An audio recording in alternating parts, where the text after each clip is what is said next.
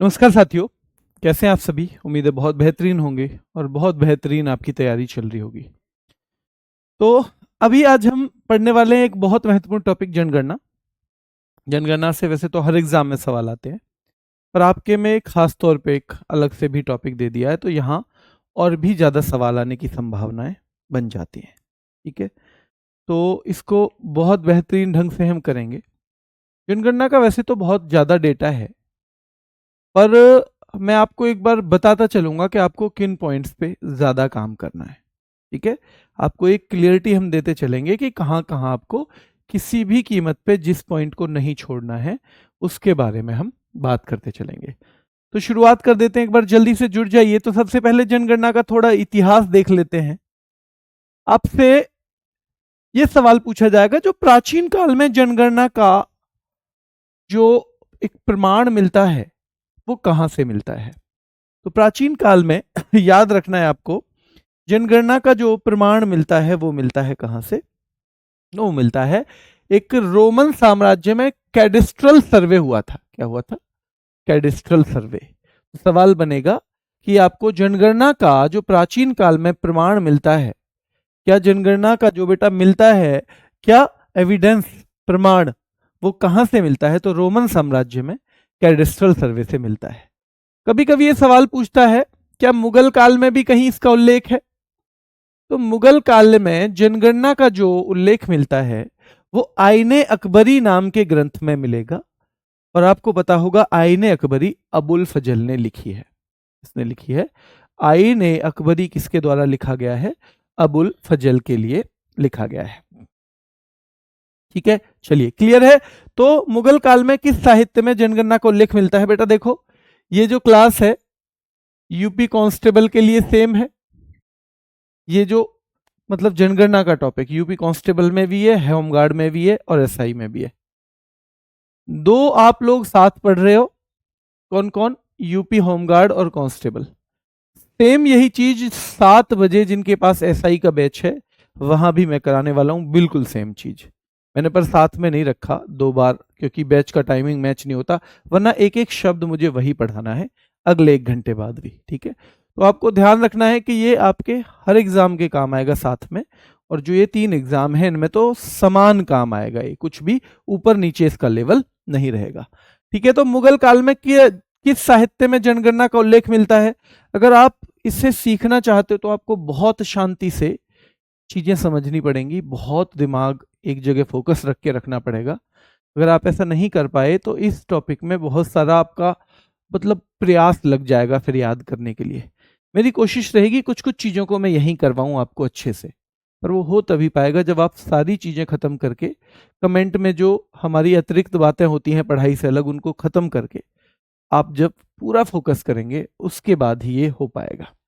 ठीक है, 2026 वाला भी कोई जनगणना का डेटा नहीं है बेटा, ये 2011 का ही डेटा है, 2026 का कोई डेटा नहीं है अभी जो आपसे पूछा जाए। आधुनिक पद्धति से ये सवाल आता है, सबसे पहले जनगणना किस देश के द्वारा की गई? स्वीडन। ये वही देश है जहां के वैज्ञानिक अल्फ्रेड नोबेल थे। ठीक है, तो आधुनिक पद्धति से कहाँ की गई? तो स्वीडन। और दशकीय जनगणना सर्वप्रथम अमेरिका के द्वारा की गई थी। दशकीय जनगणना यानी 10 साल में जो होती है, 10 साल वाली, यानी कि एक जो डिकेनियल डिकेनियल सेंसस है 10 साल वाला, वो अमेरिका के द्वारा। तो आपसे पूछा जाएगा, प्राचीन काल में जनगणना का प्रमाण रोमन साम्राज्य के कैडिस्ट्रल सर्वे के रूप में। मुगल काल में कहां मिलता है? तो अबुल फजल ने जो लिखा है आईने अकबरी, वहां मिलता है। आधुनिक पद्धति से पहली जनगणना स्वीडन में हुई। दशकीय जनगणना यानी 10 साल के अंदर जो होती है, हर 10 साल पे जो होती है, वो सबसे पहले कहाँ शुरू हुई? तो वो अमेरिका में हुई। और क्योंकि हमारे यहाँ पे जो जनगणना शुरू हुई वो अंग्रेजों के समय में हुई, अंग्रेजों के हम जिस टाइम गुलाम थे, तो आपसे ये भी पूछा जाएगा कि इंग्लैंड में पहली जनगणना कब हुई? तो ये 1801 में हुई है। 1800 से 1801 में नहीं हुई है। ठीक है बेटा, ठीक है। चलिए, भारत में अब यहां से ज्यादा महत्वपूर्ण चीजें हैं। तो भारत में जेम्स प्रिंसप ने करवाई ये जनगणना। सबसे पहले जो भारत में सेंसस करवाया है वो जेम्स प्रिंसप ने, और वो 2 शहरों में करवाया था, इलाहाबाद में 1824 में और बनारस में 1827-28 में। तो सबसे पहले तो इनमें भी कहाँ हो जाएगा, इलाहाबाद। सबसे पहले तो इन दोनों में भी कौन माना जाएगा, तो भैया याद रखना है, census was conducted by James Princep in Allahabad year 1824 में और बनारस 1827-28 में। तो अगर सबसे पहला पूछा जाए तो हम किसके बारे में बताएंगे, इलाहाबाद के बारे में, ठीक है, इलाहाबाद के बारे में। फिर वो हुआ, पर वो उतना बेहतरीन ढंग से नहीं हुआ। फिर ये आएगा कि एक भारतीय शहर की पूर्ण जनगणना यानी कंप्लीट सेंसस किसने करवाया था, तो 1830 में ये हुआ और हेनरी वाल्टर के द्वारा करवाया गया और ये ढाका का हुआ। आप कहोगे सर ढाका तो ये भारतीय शहर क्यों लिख रहे हैं, ढाका तो बांग्लादेश में है। तो आपको पता होगा आजादी तक भारत, बांग्लादेश, पाकिस्तान एक ही जगह हुआ करते थे। आजादी यानी 1947 तक तीनों का एक ही क्या था बेटा, तीनों भारत ही थे। तो एक भारतीय शहर की पहली पूर्ण जनगणना हेनरी वाल्टर द्वारा ढाका की हुई और ये कब हुई, 1830 में। जो सबसे पहली थी वो इलाहाबाद की, ठीक है, उसके बाद बनारस की, और जो कंप्लीट जनगणना हुई है वो किसके द्वारा करवाई गई है, तो वो करवाई गई है हेनरी वाल्टर के द्वारा और वो ढाका की करवाई गई। अब यहां तक ये बैकग्राउंड आ गया। फिर हुई वो जनगणनाएं जहां से हमारा मेन इतिहास जनगणना का बनता है। तो सबसे पहले एक जनगणना जो हुई भारत में 1872 में हुई। भारत में कौन सी मानेंगे, जिसे हम भारत की जनगणना मानेंगे, वो सबसे पहले कहां हुई है, 1872 में। मेयो नाम के व्यक्ति थे उनके कार्यकाल में, जब वो यहां पे एक तरह से गवर्न कर रहे थे इंडिया को, और इसको हम अनियमित जनगणना कहते हैं। यानी तब ये डिसीजन नहीं लिया गया था कि अगली कब होगी और कितने अंतराल के बाद हम करवाएंगे, कितने अंतराल के बाद हम करवाएंगे, ठीक है। चलिए, तो भारत में पहली गैर तुल्यकालिक जो जनगणना है 1872 में मेयो के टाइम पे हुई, और इसको हम दो तीन तरह से बोल सकते हैं। इसको अंग्रेजी में नॉन सिंक्रोनस बोलते हैं, हिंदी में इसको गैर तुल्यकालिक भी बोल देते हैं और अनियमित भी। तो इसको हम ये भी कह सकते हो भारत की पहली, भारत की पहली। अब तक शहरों की चल रही थी, देखो, चाहे इलाहाबाद की हुई ये भी शहर की है, चाहे बनारस की हुई ये भी शहर की है, चाहे 1830 में ढाका की हुई वो भी शहर की है, लेकिन ये कौन सी है बेटा, ये भारत की जनगणना है 1872 मेयो के काल में।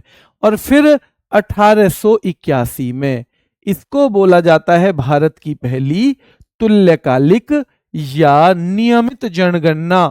यानी जब ये डिसीजन हो गया कि हर 10 साल में हम जनगणना करेंगे ही करेंगे। तो ये ध्यान रखना है बेटा, 1881, डेट मत याद रखना बेशक, 1881।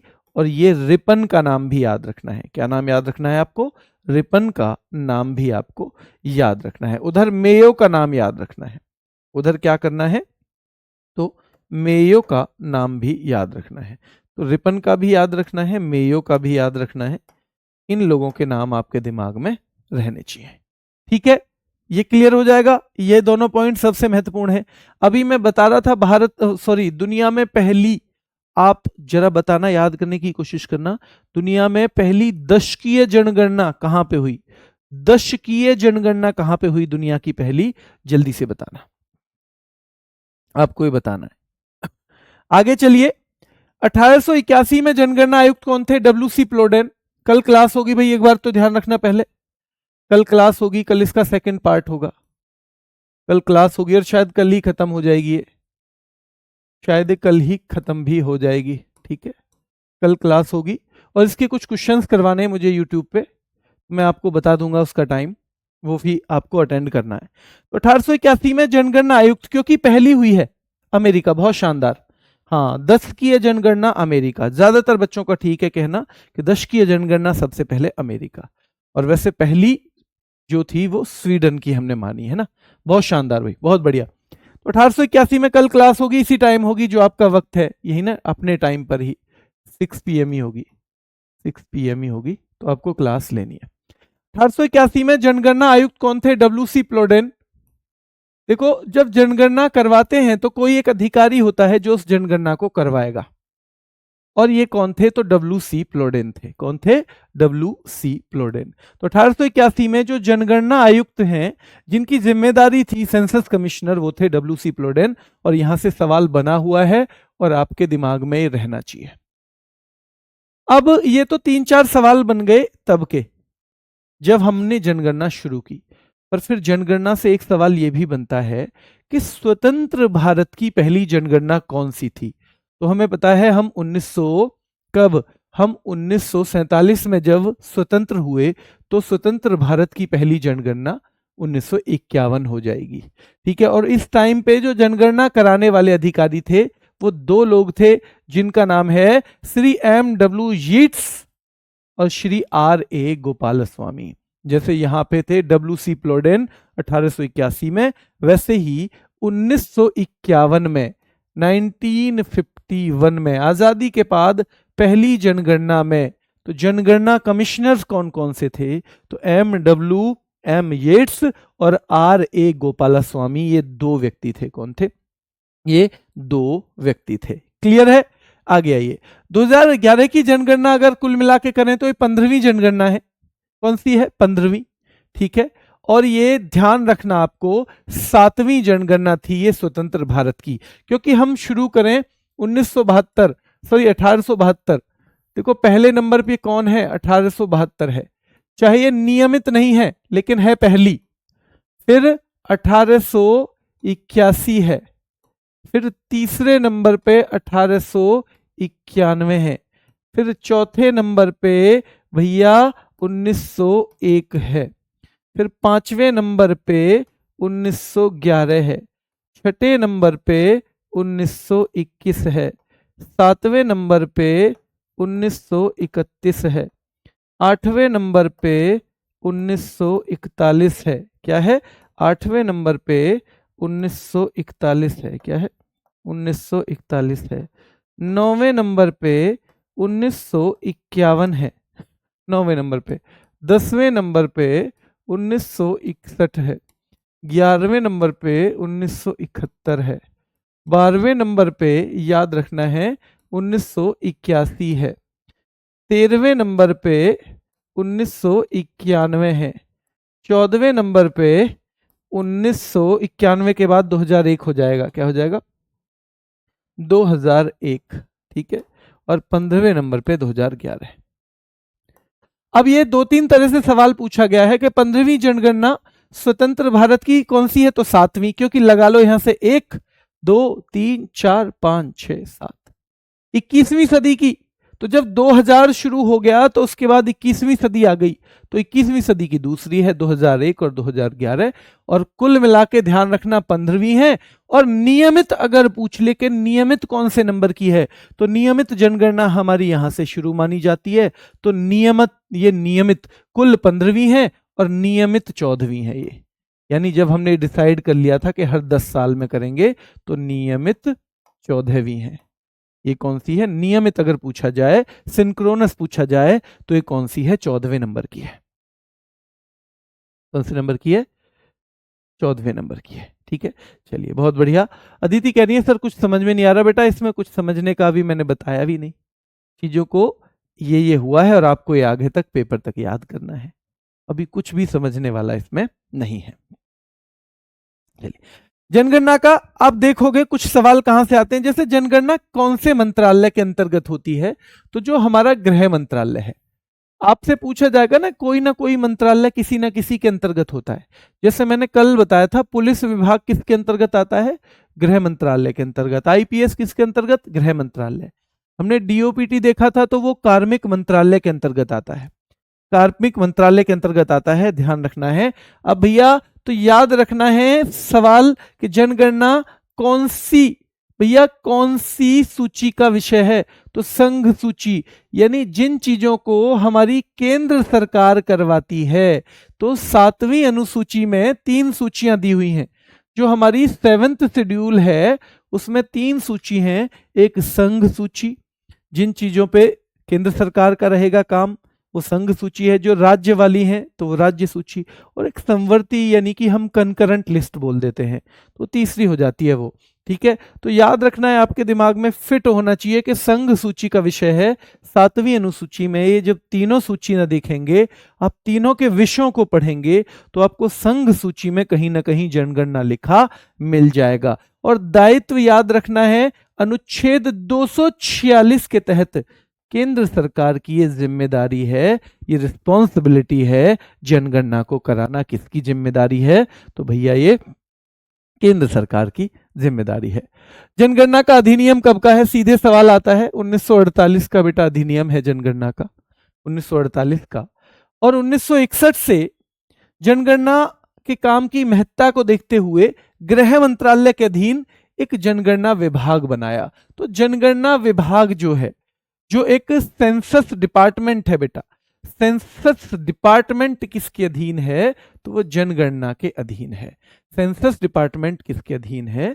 तो वो जनगणना के अधीन है। ठीक है, अधिनियम 1948 का है। ठीक है, और 1961 से जनगणना कार्य की महत्ता को देखते हुए गृह मंत्रालय के अधीन एक जनगणना विभाग की स्थापना हुई है। किसकी हुई है? जनगणना विभाग की स्थापना हुई है बेटा। ठीक है, चलिए, जनगणना का शीर्ष अधिकारी कौन होता है? जब जनगणना होगी तो उसे करवाने के लिए जो सबसे ऊपर बैठा होगा, उसका नाम है महारजिस्ट्रार और जनगणना आयुक्त, जिसे हम अंग्रेजी में कहते हैं registrar general and census commissioner. कौन होता है? Registrar general and census commissioner वो होता है। और 2011 में ये सेंसस कमिश्नर कौन थे? ये जनगणना आयुक्त कौन थे? तो भैया डॉक्टर सी चंद्रमौली थे। 2011 के भी याद करने हैं, 1881 के भी याद करने हैं, और एक 1951 वाले और करने हैं, 1951। तो अधिनियम 1948 का जनगणना अधिनियम कब आया? 1948 में आया। जनगणना विभाग कौन से मंत्रालय के अंतर्गत है? सवाल आएगा तो गृह मंत्रालय के अंतर्गत है। जनगणना का शीर्ष अधिकारी यानी टॉप ऑफिसर कौन होता है? तो महारजिस्ट्रार और जनगणना आयुक्त होता है।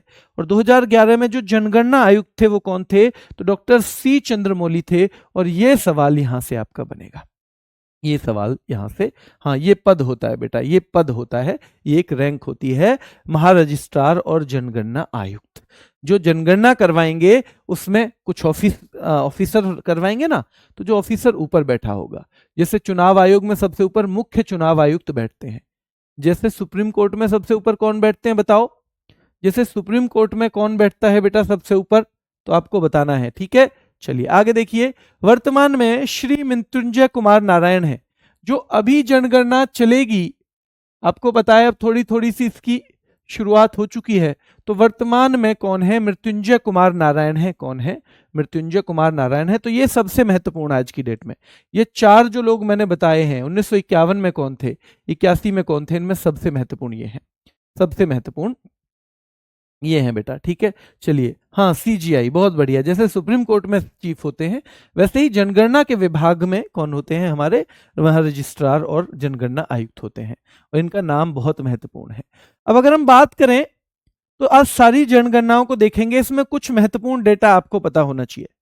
जैसे 1901 में हमारी जनसंख्या लगभग 24 करोड़ थी, महत्वपूर्ण डेटा है, 1901 में हमारी लगभग इतनी थी। यहां से सवाल आता है बेटा कि हमारी 1951 में कितनी है?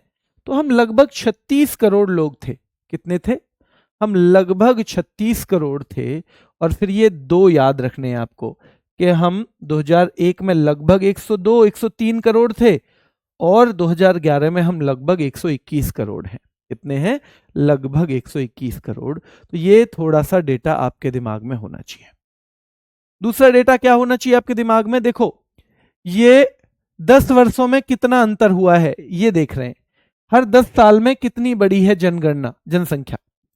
अब अगर आप इसे देखोगे हर 10 साल में कितनी बढ़ी है, तो आपको एक चीज समझ में आएगी, यहां 1.36 करोड़, यहां इतनी, यहां इतनी, यहां इतनी, ये सब चीजें आपको समझ में आएंगी। ये सारी की सारी चीजें क्या आएंगी बेटा? आपको समझ में आएंगी। और ये यहां पे आपको पता चलेगा कि सबसे ज्यादा कब बढ़ा है।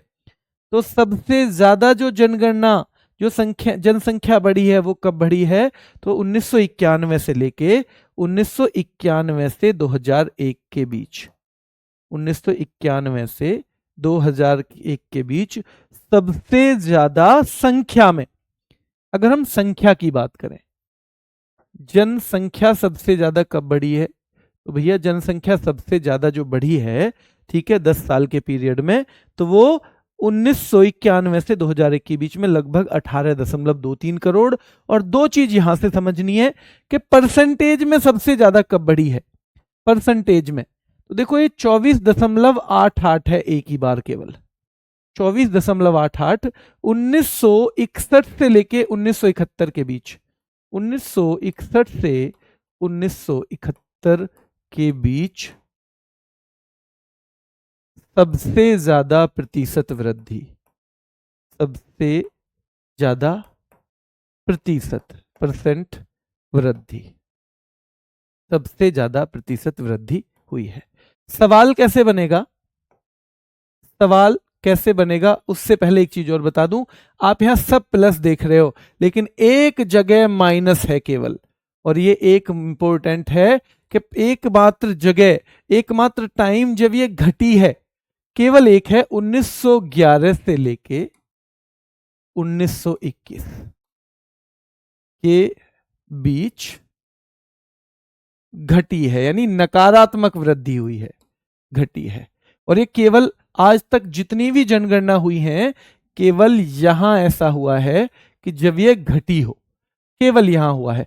तो अब आपसे सवाल कैसे बनेंगे, मैं आपसे सवाल पूछूं, मैं आपसे सवाल पूछूं, कैसे आपसे पूछा जाएगा कि आज तक जितनी भी जनगणनाएं हुई हैं उनमें एकमात्र समय ऐसा कौन सा था जब बढ़ने की बजाय जनसंख्या घट गई थी, यानी 10 साल पहले जितनी थी 10 साल बाद बढ़ने की बजाय घट गई थी। तो एकमात्र जनगणना 1921 की है, एकमात्र जनगणना 1921 की है, जब पिछली की तुलना में ये घट गई, पिछली की तुलना में घट गई, इसलिए इसको ग्रेट डिवाइड ईयर या महान विभाजक वर्ष के तौर पे जाना जाता है। दूसरा सवाल आपसे क्या पूछेगा कि भैया परसेंटेज में सबसे ज्यादा वृद्धि किस दशक में हुई, तो 1961 से 71 के बीच सबसे ज्यादा वृद्धि हुई परसेंटेज में। और पूछा जाएगा संख्या में सबसे ज्यादा वृद्धि कब हुई, यानी जितने लोग पिछली जनगणना में थे उसकी तुलना में कितने इसमें सबसे ज्यादा लोग जो पाए गए, तो वो 1991 से 2001 के बीच पाए गए हैं। 1991 से 2001 के बीच सबसे ज्यादा संख्या में वृद्धि है। 1951 में कितनी जनगणना थी, जनसंख्या थी लगभग 36 करोड़ थी।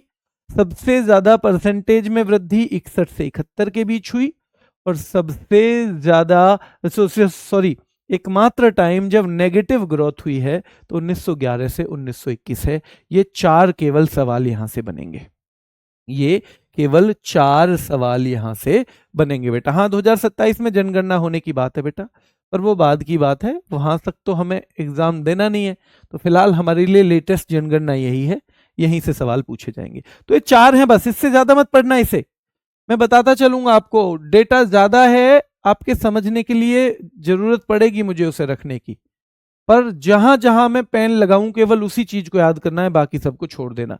अगर अपने नोट्स भी बना रहे हो, खुद से बनाना, अगर कोई बच्चा बना रहा हो, तो जितनी चीजों को मैं यहां दिखा रहा हूं नोट्स बस उतने ही बनाना, नोट्स केवल उतने ही बनाना, ठीक है। चलिए, तो भारत में अभी अगर देखें तो कुल 6,40,930 लाख ग्राम है, और गांव में 2011 के अनुसार 68.9% लोग रहते हैं गांव में, 68.9%। तो शहर में कितने हो जाएंगे जल्दी बताओ अपने आप ही। अगर गांव में 100 में से 68.9 लोग रहते हैं, यानी प्रतिशत का मतलब यही तो है कि हर 100 में से 68.9% लोग जो है, 68.9 तो कहाँ रहते हैं, गांव में। तो सीधे सीधे शहरों में कितने हो जाएंगे आपको बताना है बेटा, ठीक है। इसमें जनसंख्या 2001 में कितनी थी, 102.87 करोड़, और ये 2011 में 121.08, मोटा मोटा बस यही याद रखना है, ये 103 के आसपास है, ये 121 के आसपास है। एग्जैक्ट बताना पड़ेगा बेटा, ये डेटा 32 नहीं कर सकते, इसको आप 31.1% करना पड़ेगा।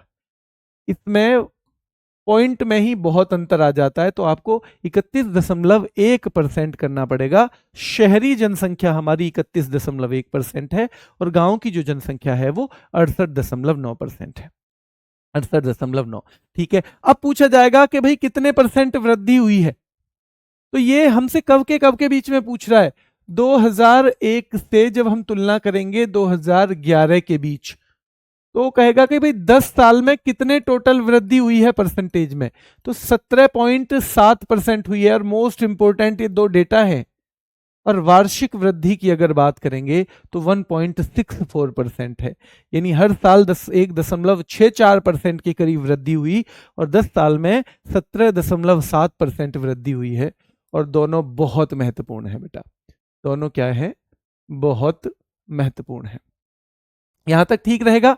चलिए, सबसे अधिक जनसंख्या वृद्धि मैंने यहां उसे आसान शब्दों में लिखा है, 1961 से लेके 1971 के बीच में 24.8% के करीब, बिल्कुल आसान परसेंट में लिख दिया है बेटा। और संख्या में सबसे ज्यादा भी मैंने लिखा है भाई कि 1991 से 2001 के बीच, जो डेटा मैंने आपको टेबल में यहां समझाया था, जो यहां टेबल में समझाया था, वो मैंने आसान शब्दों में यहां लिख दिया है। तो आपको जरूरी नहीं है वहां सारा का सारा डेटा देखना हो, वहां की बजाय आप यहां भी देख सकते हो। ये अगला सवाल भी पूछ लिया मैंने कि किस दशक में जनसंख्या वृद्धि दर नकारात्मक रही। तो 1911 से लेके 1921 के बीच, और वो कितनी रही है, तो 0.31%। ये सारा डेटा जो हमने टेबल में देखा था वो यहां हो गया। तो जनसंख्या की दशकीय वृद्धि दर 2001 से 2011 के बीच 17.70 है। ठीक है, जो साल की पूछेंगे 1.64 है। सबसे अधिक जनसंख्या वृद्धि दर 1961 से लेके 1971 के बीच में रही है। और सबसे ज्यादा अगर हम सबसे ज्यादा संख्या में वृद्धि देखेंगे तो 1991 से लेके 2001 के बीच में देखेंगे। और किस दशक में जनसंख्या वृद्धि दर नकारात्मक रही है, तो बेटा 1911 से लेके 1921 के बीच में जनसंख्या वृद्धि दर नकारात्मक रही है। क्या रही है, नकारात्मक रही है। ठीक है, हाँ बेटा, ये आप ये वाला तो लिखना पड़ेगा आपको, ये नहीं लिखना है सारा, ये सारे की जरूरत नहीं है, क्योंकि यही सारी चीजें मैंने आपके हिसाब से यहां डिफाइन कर दी हैं। तो आपको लिखना है तो बस इतना लिख लेना। जो हिंदी मीडियम वाले हैं वो हिंदी का लिख लेना, जो अंग्रेजी मीडियम वाले हैं वो अंग्रेजी का लिख लेना। अब नकारात्मक दर का कारण क्या था, क्यों पूछता है। जो 1911 से 1901 के बीच में जनसंख्या घटी उल्टा, बढ़ने की बजाय, तो उसका कारण क्या है, क्यों आई ऐसी स्थिति के घट गई।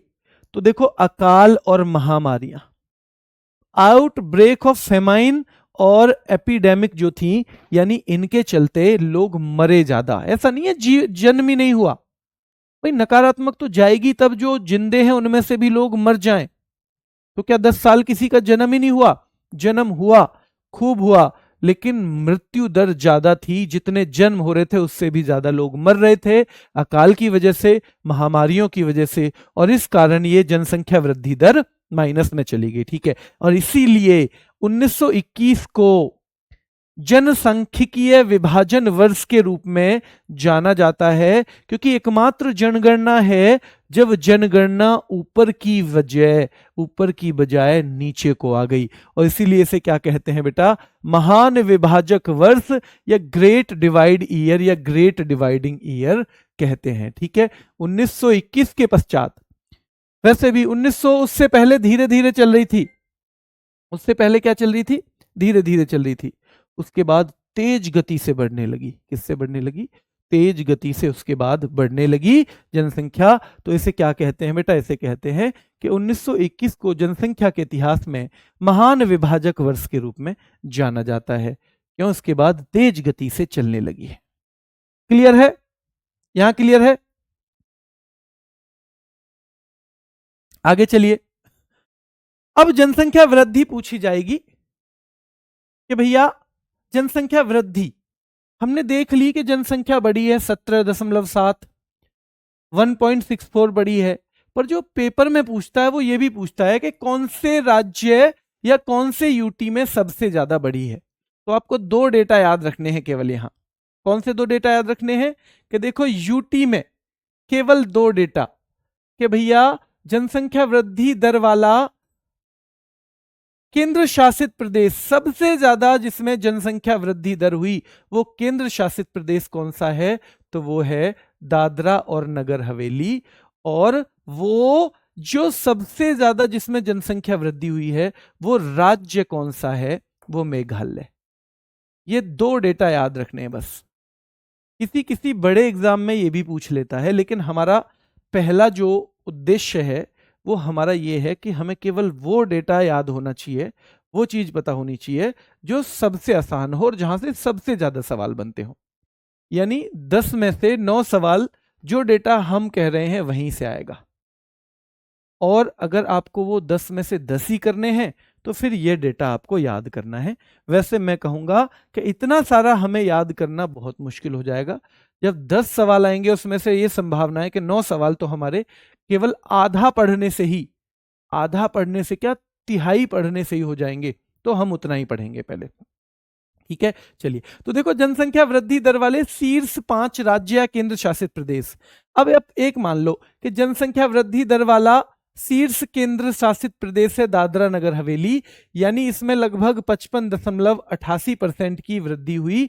तो यानी जो 100 लोग रहते थे तो वहां 155 हो गए। वहीं मेघालय में लगभग 28% की वृद्धि के साथ मेघालय राज्यों की कैटेगरी में सबसे ज्यादा है। यानी मेघालय में पहले अगर 100 लोग रहते थे तो अब 10 साल बाद यहां 27.95 लोग रहते हैं। इस तरह का डेटा ये आ गया। ये तो है जनसंख्या वृद्धि दर वाले शीर्ष 5 राज्य। अब न्यूनतम वाले, तो यहां से सवाल आता है कि भैया ऐसा भी है क्या कि जहां अभी भी माइनस में गई हो? हाँ, अभी भी माइनस में गई नागालैंड में, अभी भी नागालैंड। तो राज्य में अब की बार हमें 2 याद करने पड़ेंगे कि जिनमें सबसे कम जनसंख्या वृद्धि हुई, ऐसा राज्य कौन सा है? तो नागालैंड में तो उल्टा माइनस में हो गई, पर पॉजिटिव वाला भी एक याद करना पड़ेगा, केरल।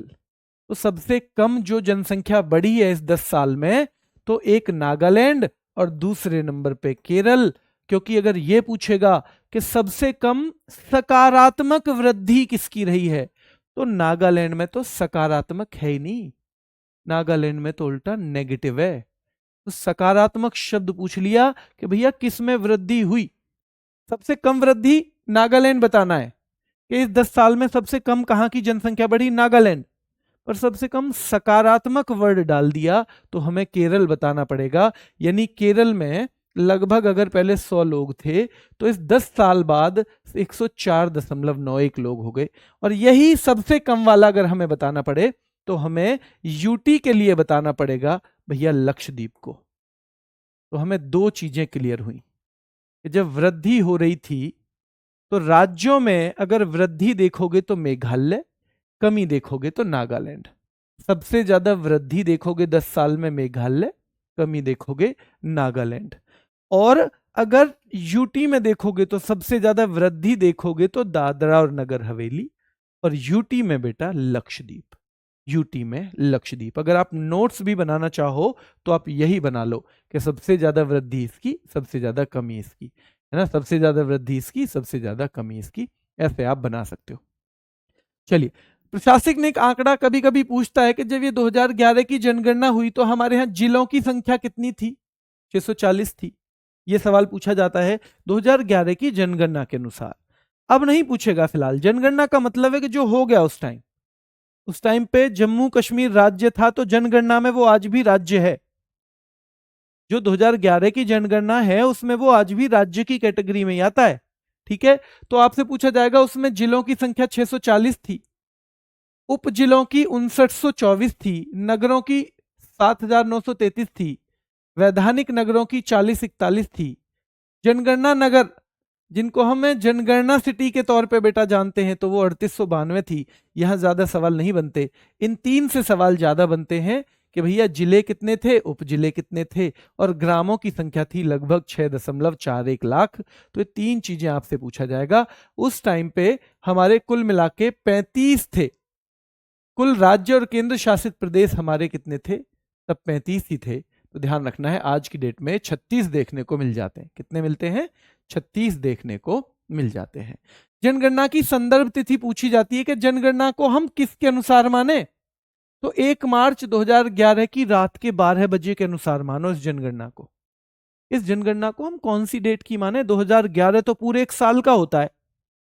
2011 कोई एक दिन में खत्म होता है, 1 जनवरी को शुरू होगा, 31 जनवरी को खत्म होगा। तो जो जनगणना आप गिनती करके दे रहे हो वो कौन सी डेट की माने हम, तो भैया जनगणना जो है उसको हम 1 मार्च 2011 की मध्य रात्रि को मानते हैं। क्या मानते हैं, मध्य रात्रि, जो बिल्कुल बिल्कुल खत्म हो गई रात्रि। ठीक है, तो ये हमें याद रखना है। अच्छा, अब आपसे पूछेगा ये जनगणना के कुछ महत्वपूर्ण आंकड़े हैं। जैसे 2001 में ये लोग थे लगभग इतने 102 करोड़ के करीब, अब इस बार हो गए लगभग 121 करोड़ के करीब। इतना लगभग 121 करोड़ ना, थोड़ा लाख में है आगे, तो अंतर आया है लगभग 18 करोड़ का। ठीक है, चलो पुरुष, अब यहां सवाल पूछेगा कि पुरुष कितने हैं 2011 की जनगणना के अनुसार। तो देखो, अगर 100 माने तो 51.47 तो है मेल, और भाई 48.53 है फीमेल। परसेंटेज ही तो गिनते हैं हम, तो इन दोनों को जोड़ोगे तो 100 आ जाएगा। महिला और पुरुष को आप क्या मान रहे हो, तो महिला और पुरुष को आप मान रहे हो पूरे 100। तो 51.47 तो है इसमें कौन, 51.47 तो है इसमें पुरुष, और 48.53 है महिलाएं।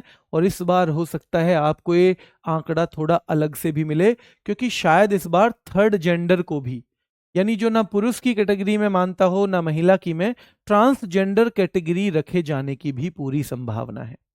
पूरी संभावना है बेटा, याद रखना है। ठीक है, चलिए ये छोड़ दो कि 2011 में होनी थी, 21 में, भैया क्यों हो रही है ये 2027 में। ये सरकारों के अपने सिस्टम है बेटा, हमें अभी पढ़ाई करनी है, फिर पूरी जिंदगी हमारे पास रहेगी ये जानने के लिए कि ये क्यों इतनी लेट करवा दी। अभी हमें करना है।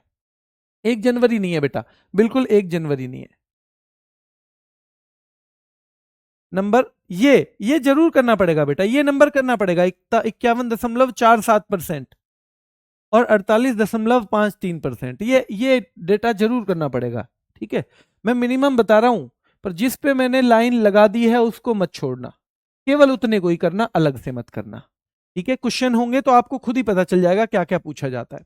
अब यहां से सवाल आता है, देखो 0 से 6 आयु की, यानी एक ये ट्रेंड देखा जाता है कि बच्चों का क्या ट्रेंड है, बच्चे कैसे हैं, मतलब बच्चे किस हिसाब से हो रहे हैं नए वाले। ठीक है, तो ये अभी 13.6%। तो 0 से 6 आयु की जनसंख्या जो है, जो हमारी कुल जनसंख्या थी, हमारी कुल जनसंख्या को हम 100% माने, तो उसमें 0 से 6 आयु वालों का कितना परसेंट है, तो एक ये डेटा है 13.6% है। कितना है, 13.6%। ठीक है, चलिए नगरीय प्रतिशत, ये वो आ गया, देखो नगरीय अपने आप ही आ गया। शहरों का प्रतिशत हम 11 की बात करेंगे, पीछे की छोड़ दो, हम 11 की बात करेंगे तो 31.10 है, और फिर गांव का खुद ही हमने 68.9 कर दिया था, ग्रामीण परसेंटेज खुद ही। दशक में वृद्धि ये भी हमने पढ़ा था, 17.70 रिवीजन है केवल यहाँ तो, और जो हर साल की है वो 1.64 है। आपको साक्षरता याद करनी है, साक्षरता। साक्षरता का मतलब है 100 में से कितने लोग पढ़े हुए हैं, तो 100 में से हमारे 74.04%।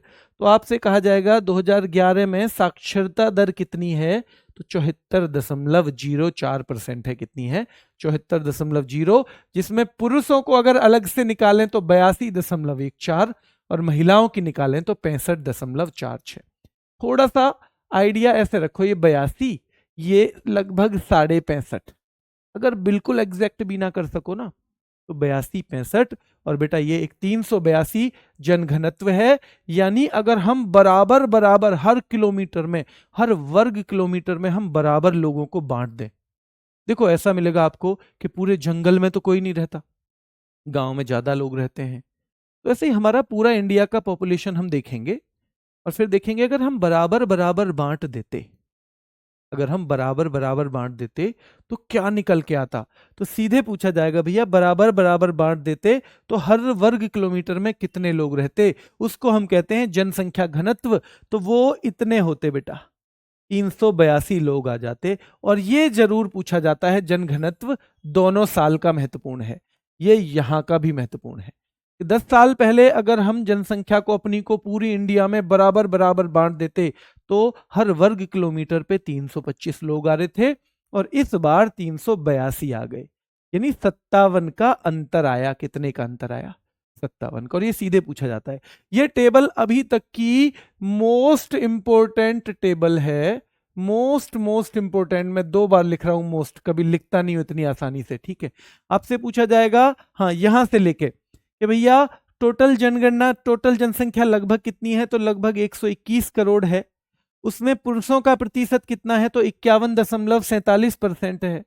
आप एक का याद कर लेना, दूसरे का अपने आप ही 100 में से घटा के आ जाएगा, और 48.53 यहां हो जाएगा महिलाओं का।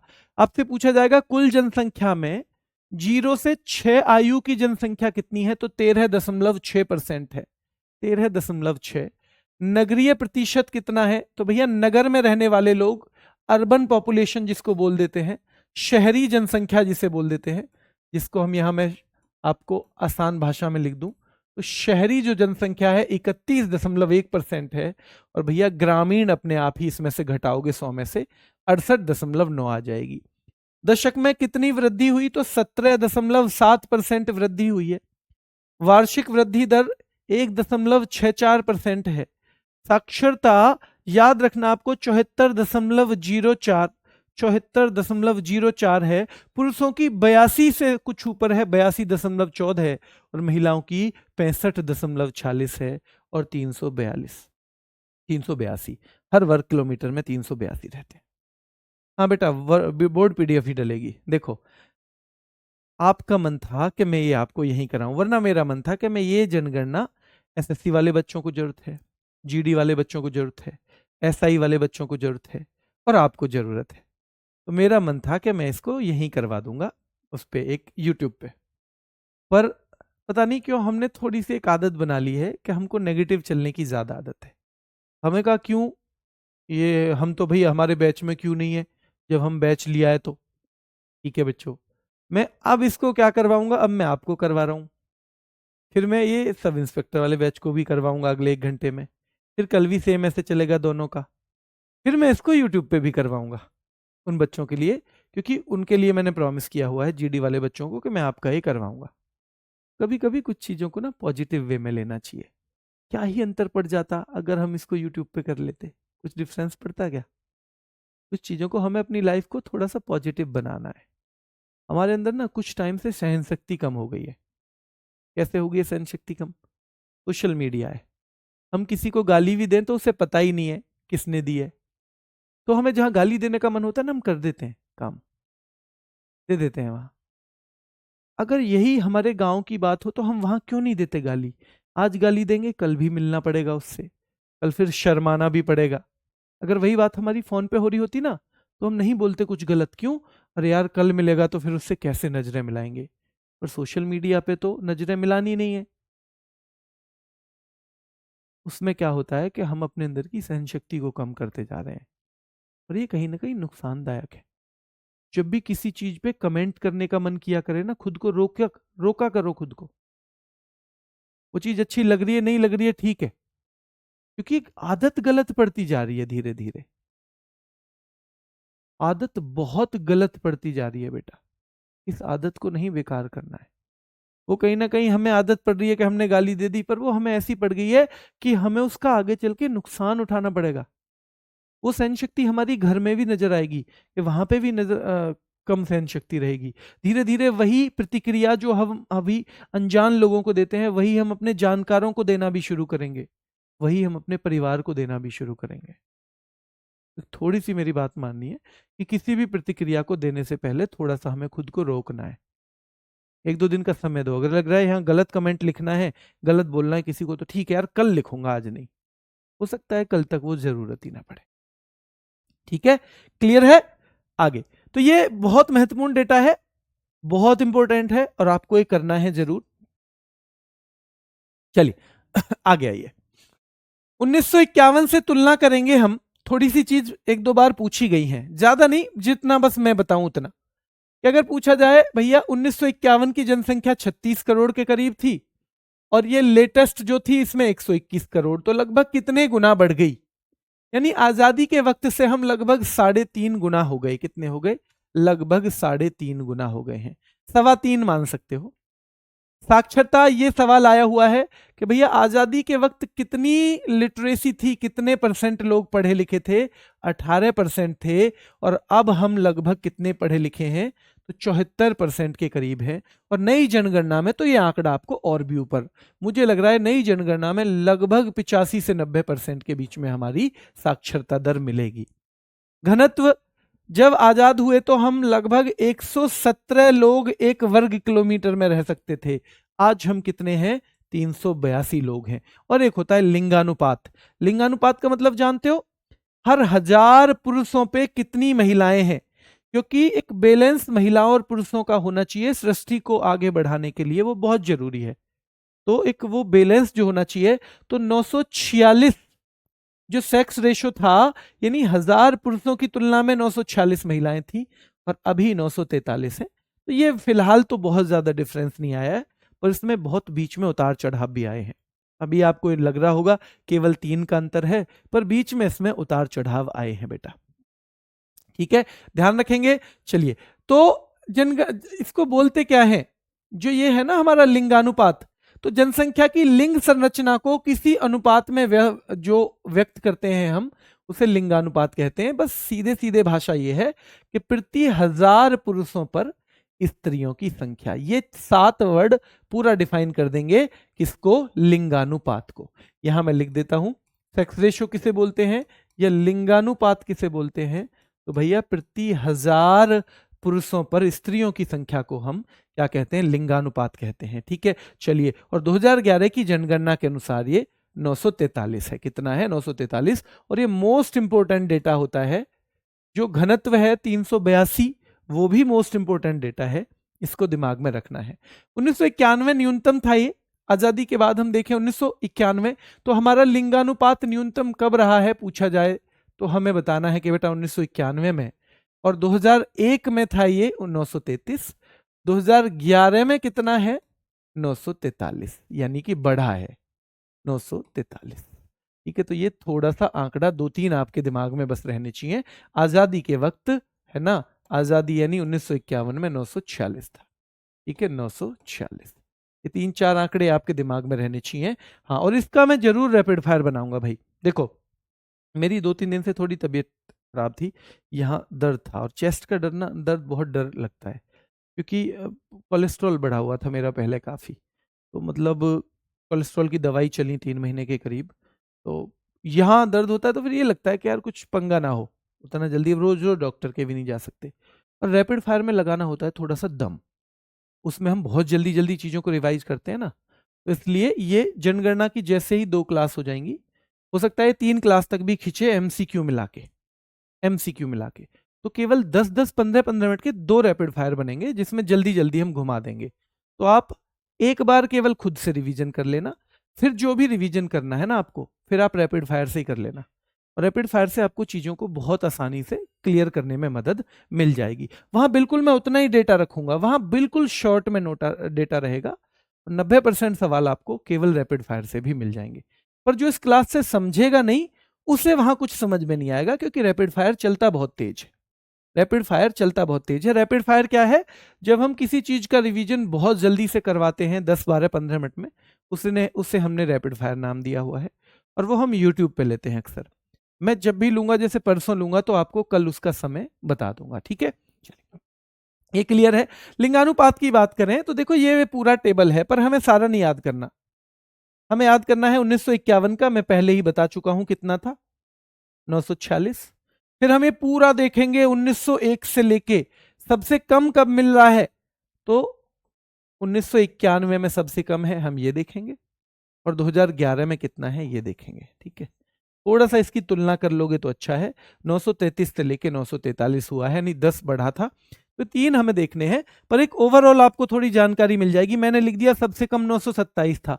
आप कहोगे जी 927 से कम कभी नहीं गया, आपको एक आइडिया नहीं लगेगा। अब आपने देख लिया, हाँ भैया संतुष्टि हो गई। ठीक है, संतुष्टि हो गई। ये 1901 में 955 करना है, 655 गलती से हो गया है, ठीक है, इतना है 955 है, ठीक है। चलिए मैं इसका फोटो लेता हूं ताकि मैं कल आगे वाली क्लास में इसे इम्प्रूव कर सकूं,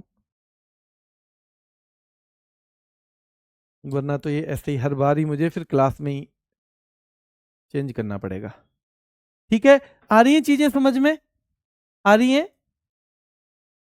हाँ बेटा एमसीक्यू करा दो, याद नहीं हो रहा, एमसीक्यू होंगे थ्योरी के बाद ही होते हैं, थ्योरी के बाद होते हैं, पहले समझने की चीजें, चीजें आ रही हैं। याद तो एक दिन में नहीं होती हैं, याद एक दिन का थोड़ी डेटा यार, इतना हम ऐसे होते तो हम फिर आईपीएस की तैयारी करते, अगर हम इसको एक ही दिन में याद कर लेते तो आईपीएस की तैयारी ना करते। पर चीजें आ रही हैं समझ में, कनेक्ट हो रही हैं, क्या कम हो रहा है क्या ज्यादा हो रहा है, ये चीजें हो रही हैं क्लियर।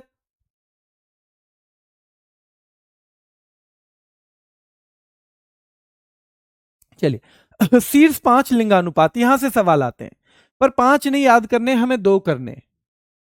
सबसे ज्यादा लिंगानुपात यानी जहां महिलाएं ज्यादा हैं पुरुषों की तुलना में, अगर कंपैरिजन करें तो, अगर कंपैरिजन करें तो महिलाएं ज्यादा हैं। देखो केरल में तो 1084, अगर हम पिछले उसमें जाते हैं 2011 की जनगणना, हम कब का कर रहे हैं यहाँ पे, हम ये सारा का सारा जो डेटा दे रहे हैं 2011 सेंसस का दे रहे हैं, किसका दे रहे हैं, 2011 सेंसस का दे रहे हैं। तो केरल में 2011 में 1084 और बेटा तमिलनाडु में 996। तो शीर्ष लिंगानुपात इंडिया में कितना है, 943। अगर पूरे इंडिया में हर हजार पुरुषों के वो बनाए जाएं ग्रुप और उनकी तुलना में फिर महिलाएं दी जाएं तो भाई 946 ही बैठती हैं, 946 ही बैठती हैं बेटा, कितनी बैठती हैं, 946 ही बैठती हैं। ठीक है, तो ये 2 याद करने, केवल आपसे पूछा जाएगा शीर्ष 5 लिंगानुपात वाले राज्य कौन से हैं, तो 1084 केरल में और तमिलनाडु में 996। 1084 तमिलनाडु, दूसरा है 996, केरल में 1084 और तमिलनाडु। सबसे पहले तो ये कि भैया सबसे ज्यादा लिंगानुपात वाला राज्य है। अब दूसरा पूछा जाएगा कि न्यूनतम लिंगानुपात वाला, तो हरियाणा और जम्मू कश्मीर, हरियाणा जम्मू कश्मीर, जैसे पहले नंबर पे केरल है, तो सबसे ज्यादा लिंगानुपात यानी महिलाओं की तुलना में पुरुषों की तुलना में सबसे ज्यादा महिलाएं कहां हैं, तो सबसे ज्यादा महिलाएं हैं केरल में, सबसे कम हरियाणा में। एक एक राज्य तो जरूर याद करना, जो बच्चा रिस्क लेता हो वो एक एक तो जरूर करना, जो बिल्कुल रिस्क लेने को तैयार हो वो एक भी मत करना, कोई बात नहीं है। पर जिसे एग्जाम निकालना है वो ये याद करना कि सबसे ज्यादा लिंगानुपात वाला राज्य है भैया केरल और सबसे कम वाला हरियाणा है। और भैया जो थोड़ा सा सीरियस हो 2-2 याद कर लेना, वो देख लेना कि हरियाणा के बाद जम्मू कश्मीर में, यानी सबसे कम तो हरियाणा में है महिलाएं पुरुषों की तुलना में, दूसरे नंबर पे जम्मू कश्मीर में, सबसे ज्यादा तो महिलाएं केरल में है पुरुषों की तुलना में, और दूसरे नंबर पे तमिलनाडु में है। कहां है, तमिलनाडु में। फिर पूछा जाएगा शीर्ष लिंगानुपात वाले केंद्र शासित प्रदेश, तो यहां भी आपको अगर 2 याद कर सकते हो ठीक है, वरना तो पुडुचेरी याद कर लेना। जैसे केरल में सबसे ज्यादा महिलाएं थी वैसे ही पुडुचेरी में भी हैं, जैसे हरियाणा में सबसे कम थी वैसे ही दमन दीव में है, वैसे ही दमन दीव। तो हमने अगर 4 डेटा निकाले, मैं आपसे पूछूंगा सवाल कैसे आएगा, सबसे ज्यादा लिंगानुपात वाला राज्य कौन सा है। लिंगानुपात में बार बार बता रहा हूं, अगर किसी बच्चे को यह भी समझ में नहीं आता कि 1000 बच्चों पे 1000 लड़कों पे कितनी लड़कियां हैं हमारे देश में, उसको हम लिंगानुपात कहते हैं, तो फिर उसे अभी बेसिक चीजों को और समझने की जरूरत है बेटा। वो थोड़ा सा जाके मेहनत करेगा गूगल से या कहीं से भी, जहां से उसे चीजें समझ में आए। लिंगानुपात मतलब 1000 लड़के हैं, लड़कियां कितनी हैं उनकी तुलना में। ठीक है, तो अगर हम सबसे ज्यादा लिंगानुपात पूछेंगे तो क्या बताएंगे हम, तो हम सबसे ज्यादा लिंगानुपात बताएंगे केवल एक राज्य का, केरल का। सबसे कम है तो किसका बताएंगे, हरियाणा का। तो वहां केरल, यहां हरियाणा। और वैसे ही अगर यूटी में बात करें हम, केंद्र शासित प्रदेश, क्योंकि हमारा देश 2 तरह से बटा हुआ है, हमारे देश में 28 राज्य हैं और 8 केंद्र शासित प्रदेश हैं, और उन दोनों की संरचना अलग अलग है। और ये आपने पॉलिटी में समझ लिया होगा, राज्य क्या होता है, केंद्र शासित प्रदेश क्या होता है। तो हमें देखना है कि भैया ऐसे ही पुडुचेरी में सबसे ज्यादा लिंगानुपात है और दमन दीव में सबसे कम लिंगानुपात है, दमन दीव में। अब यहां से भी सवाल आने लगे जिलेबी कि सबसे ज्यादा लिंगानुपात वाले राज्य हमें पता चल गया, सबसे कम वाला पता चल गया। हमें यह भी पता है कि भैया सबसे ज्यादा लिंगानुपात वाले 2 जिले हैं, माहे पुडुचेरी का है, और बेटा याद रखना है अल्मोड़ा उत्तराखंड का। यानी माहे में क्या है, माहे में अगर 1000 लड़के हैं तो उस जिले में 1176 लड़कियां हैं। माहे में कितना अंतर है, 1000 लड़के हैं तो 1176 लड़कियां हैं। यानी 1000 लड़के के जितने भी ग्रुप आओगे उनकी तुलना में 1176 लड़कियां। और ये अल्मोड़ा में 1139 है। कितनी है, अल्मोड़ा में 1139। पर सबसे ज्यादा वाला ही नहीं पूछेगा, सबसे कम भी। अब देखो दमनदीव, क्या हाल होगा वहां, शादियां होंगी क्या, शादियां हो पाएंगी? न्यूनतम लिंगानुपात जो है, अगर 1000 लड़के हैं तो केवल 533 ही लड़कियां हैं वहां। लेह लद्दाख बताओ, लेह जो है लद्दाख का एक जो लेह, ठीक है, ये आपको पूछना है कि भैया न्यूनतम लिंगानुपात वाले, उस टाइम पे तो ये क्या था, ये स्टेट ही था, जम्मू कश्मीर स्टेट था उस टाइम पे, तो वहां 1000 की तुलना में 583 महिलाएं हैं। तो सबसे कम लिंगानुपात वाले 2 जिले हैं कौन से, दमनदीव, दमनदीव में जिला भी है, दमनदीव जिला भी है खुद अपने आप में, ठीक है, दमनदीव डिस्ट्रिक्ट भी है। कभी आपको ये क्या है जी, ये खुद डिस्ट्रिक्ट भी है बेटा। तो दमनदीव 533 और लेह लद्दाख बेटा 583, ठीक है। और वैसे ही सबसे ज्यादा में माहे पुडुचेरी और अल्मोड़ा दूसरे नंबर पे, माहे पुडुचेरी और अल्मोड़ा दूसरे नंबर पे, माहे पुडुचेरी और अल्मोड़ा दूसरे नंबर पे। इतना ही रखेंगे क्योंकि मुझे पता है कि ये डेटा वाला टॉपिक है और इसमें आपको चीजें याद करने में टाइम लगेगा, ठीक है। ये तो इतना ही रखेंगे, ये आज के लिए, अभी के लिए इतना ही रखेंगे। आपको क्या करना है, बस एक टास्क दे रहा हूं, अभी मत करना, क्लास खत्म हो जाए, मैं हर क्लास के लिए तो नहीं कहता आपसे, टास्क ये है एक, वीडियो रिपीट करना है एक बार, वीडियो रिपीट। अब आप ये कहोगे कि जी भैया कल कुछ क्लास कम होंगी ना आपकी, कल तो कुछ क्लास कम होंगी, तो वीडियो रिपीट करना है। और कल जब आओ, प्लस कल आने से पहले एक बार पीडीएफ से रिवीजन, क्योंकि भाई हर शिफ्ट में लगभग क्वेश्चन मिलेगा, से पहले जब आप वीडियो रिपीट कर लोगे तो बहुत जल्दी वो 10 मिनट में ही पीडीएफ का रिवीजन हो जाएगा। आने से पहले एक बार पीडीएफ का रिवीजन, ये 2 चीज मैं हमेशा बताता नहीं हूं पर आज बता रहा हूं, तो करके आना, ठीक है, पीडीएफ से रिवीजन। मेरी आपसे रिक्वेस्ट है, दोनों चीज आप करके आएंगे ताकि एक बहुत बेहतरीन सी, हाँ एक चीज और, क्योंकि ये सबके लिए कॉमन टॉपिक है, ये सबके लिए, तो जो हमारा टेलीग्राम है ना, ये एक बार उस पे हो जाने दो, क्लास आपके लिए भी खत्म हो जाने दो और उसके लिए भी खत्म हो जाने दो। इसके लिए जो हम जीडी के लिए उस पे लेंगे यूट्यूब पे, शायद 2 तारीख को लेंगे, तो टेलीग्राम जो है सोनवीर सर RWA, उस पर फिर इसके क्विज डालेंगे पूरे 1 वीक, पूरे 1 वीक, जो जो इसमें PYQ आए हुए हैं, जो जो सवाल आए हुए हैं, जो मैं आपको क्लास में भी करवाऊंगा वैसे, उससे संबंधित लगातार क्विज 1 वीक इसी के क्विज रखेंगे, ताकि आपकी जनगणना, जनसंख्या थोड़ी सी बेहतर हो जाए, ठीक है। अभी के लिए इतना ही, फिर मुलाकात करेंगे, धन्यवाद।